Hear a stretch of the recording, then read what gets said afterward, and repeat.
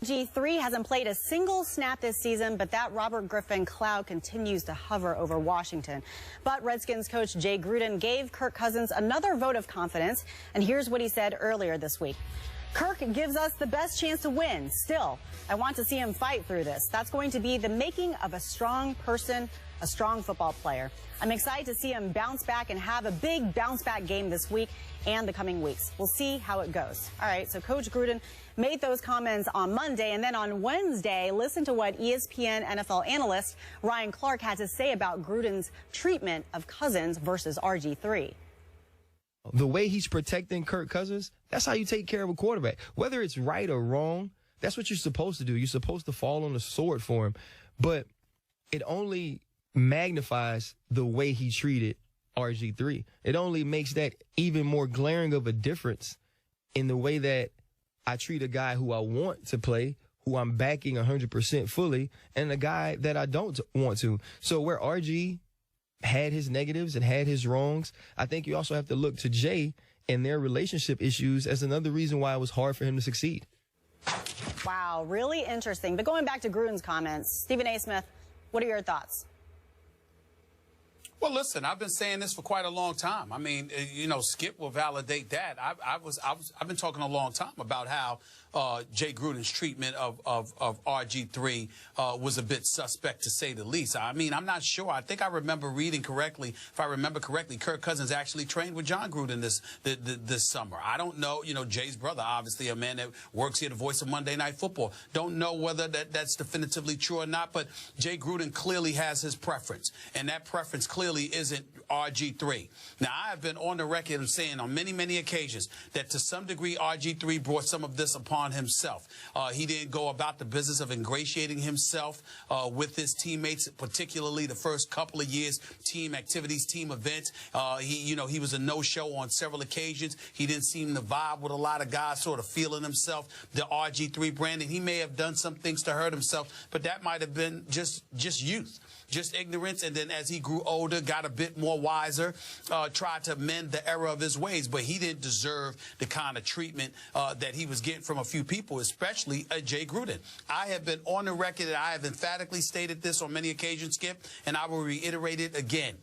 I put the blame primarily at the doorsteps of Jay Gruden because I believe Jay Gruden got the job as head coach of the Washington Redskins by marketing himself as somebody who could fix whatever issues involved RG3 at the time of the Mike Shanahan era. That's how he got the job, and then ultimately got the job and jumped ship on RG3. If you listen to how he talked about RG3 when RG3 was practicing, when RG3 was playing, it seemed to be excessively cruel, beyond the pale, and completely and utterly unnecessary, particularly when you juxtapose that to his support of Kirk Cousins, which to me to this very day is inexplicable.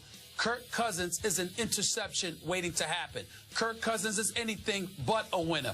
They were ready to throw a parade in D.C. when Kirk Cousins won a game a few weeks ago. I think it was against the Philadelphia Eagles when he won and connected with Pierre Garçon for that 23-20 victory over the Philadelphia Eagles. It was sort of, like a resurrection. I don't even want to call it a resurrection. I don't know if it was an epiphany, whatever the word you want to use. Nobody expected Kirk Cousins to come through.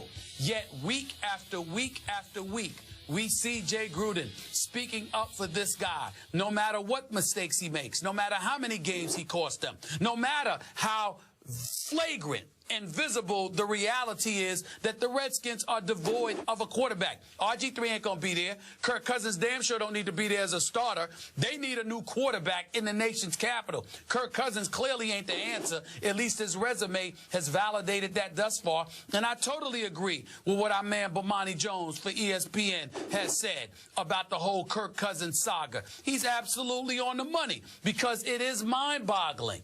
It's one thing to sit up there and to see RG3 be recognized as somebody who's not the future of this franchise. It is another thing entirely for Jay Gruden to act like, oh, we have our quarterback for the future, and his name is Kirk Cousins. It is mind-boggling how this man who is supposed to know so much about football, all right, could come to that conclusion, because I don't know anybody else who has seen that.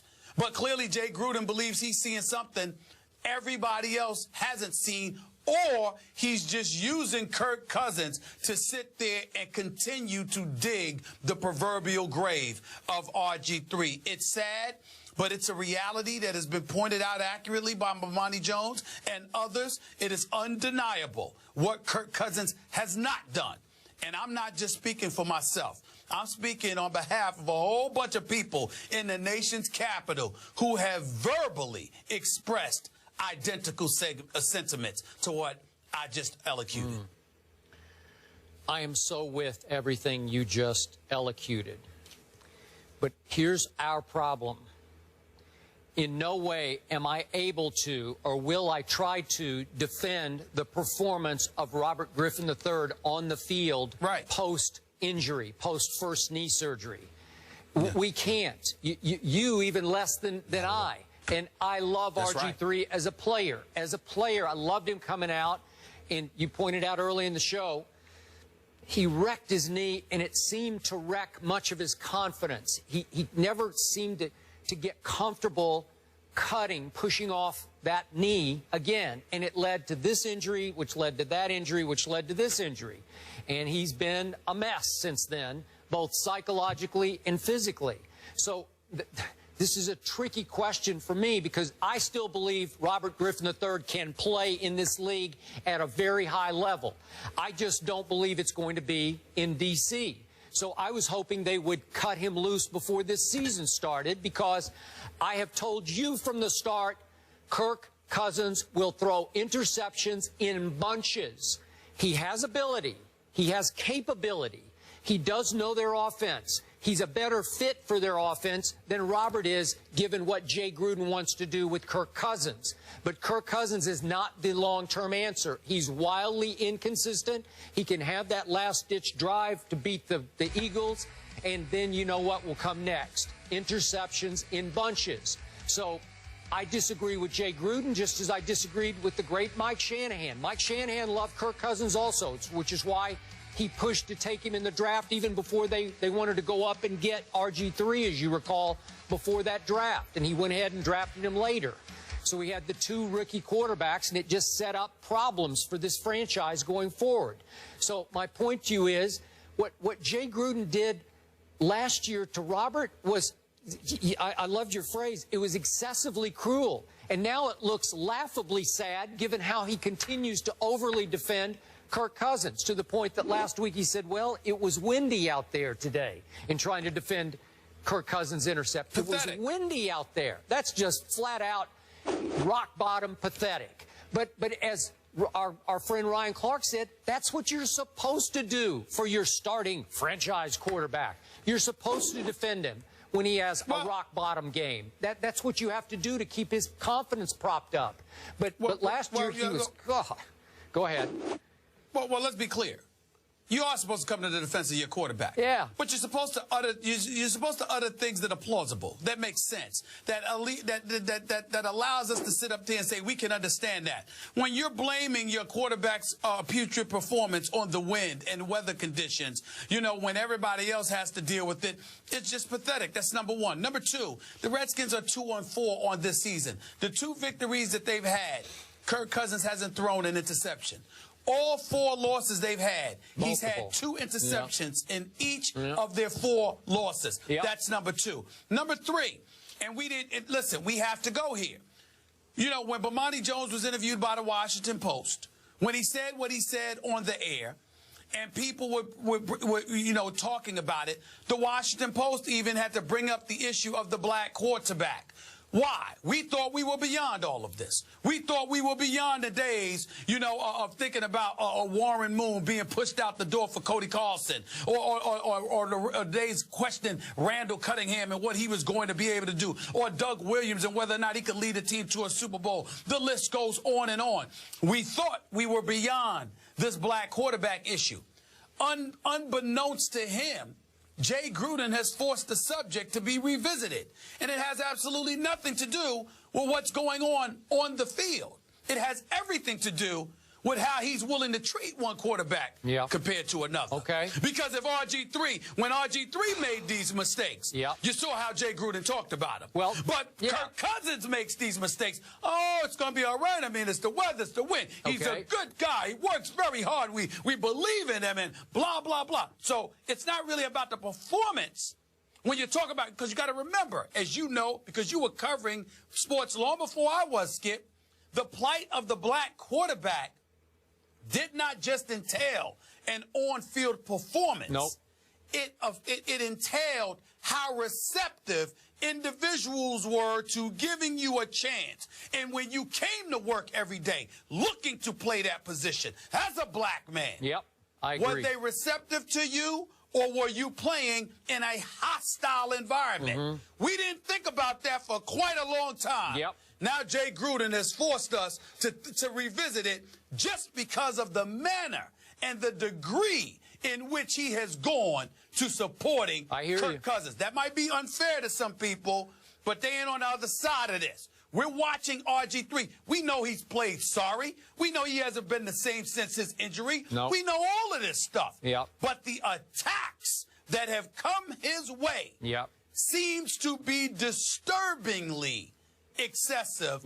And the only defense that I had, the only defense Jay Gruden has is Jay Gruden could actually make the argument that it's not just him, it's RG3's teammates. You know, because some of them feel that way. That is a legitimate argument Jay Gruden has, but it's the only one. Other than that, everything seems to be a bit excessive. I mean, listen to him talk about Kirk Cousins. My God, you would think Kirk Cousins is Tom Brady. It's unbelievable.